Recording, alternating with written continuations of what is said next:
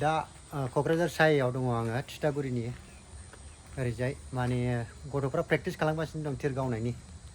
नैबेलाय बोरलाया मोनथाम मोनब्रै स्टाइलनि दंथारो नैबेयो बे दाम गोसासिननि जागोन खोमा नैबे मोनसे बैयावबो सानै गथ'फोर दं र' देखायनोसै नोंसिनो र' बेसे गोजौजों गावहरबा थिरा थाङोना बेखौ नायनानै माबा दे येल' माबायावनो फोनांथार बाराव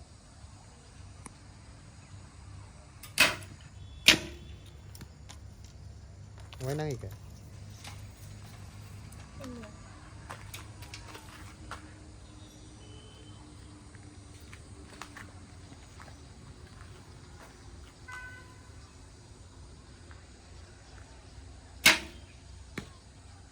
गाब सेन्टाराव नांथारबाय नों बाराव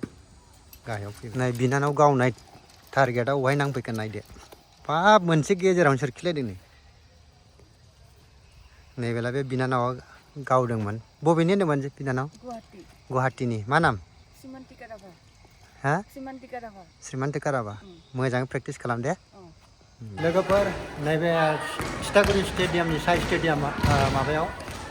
प्रेक्टिस खालामगासिनो दं गथ'फ्रा नायनो हागोन नोंसोर बाहाय उसु काबादि बेनिफ्राय बक्सिंनि माबाफोरनो नैबे काबादि जाहैबाय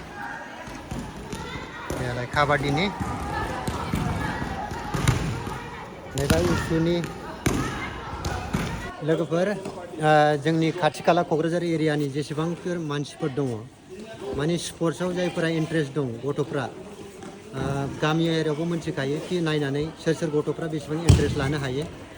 जुदि इन्ट्रेस्ट दङब्ला बे क'क्राझारनि सायाव फ्रियावनो माने जानाय थानाय हस्टेल फेसिलिटिखौ मोनगोन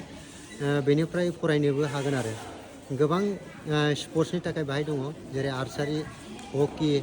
दा उसु बक्सिं बेफोरबायदियाव माने नोङो पार्टिसिपेट खालामनो हागोन आरो जेरै नों जेखौ इन्ट्रेस्ट लानो हायो जुदि मेहनत खालामोब्ला बेनिफ्रायबो मोजां एचिभमेन्ट खालामनानै नेसनेल इन्टारनेसनेल लेभेलाव थांनानै नोङो मोजां जबबो मोननो हागोन आरो लोगोफोर बेयाव नुनो हागोन नोंसोर नैबे गथ'फोर जायफोरा प्रेक्टिस खालामगासिनो दङ बे क'क्राझार सायाव दा बिसोरखौ उसुनि बेसिक किकिंफोरखौ सोलोंगासिनो दङ जायफोर गथ'फ्रा इन्ट्रेस्ट बाय फैनानै फोरोंफैनो हागोन आरो नैबेफोरबायदि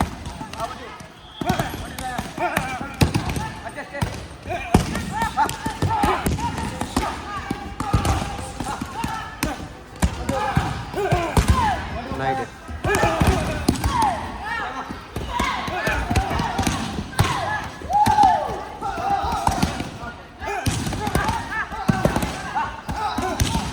गोबां खस्थ' प्रेक्टिस खालामनांगौ जायो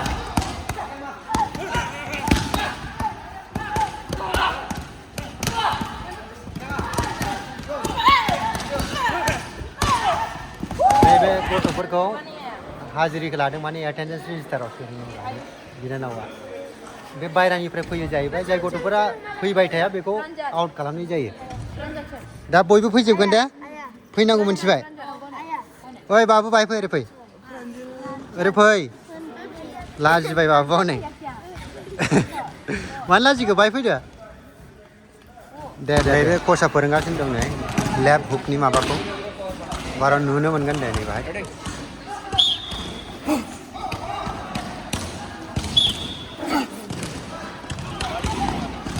लेफ्ट हुक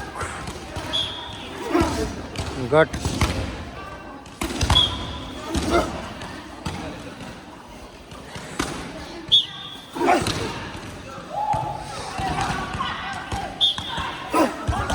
फंबायमोना बिराद खस्थ' खालामगासिनो दं नै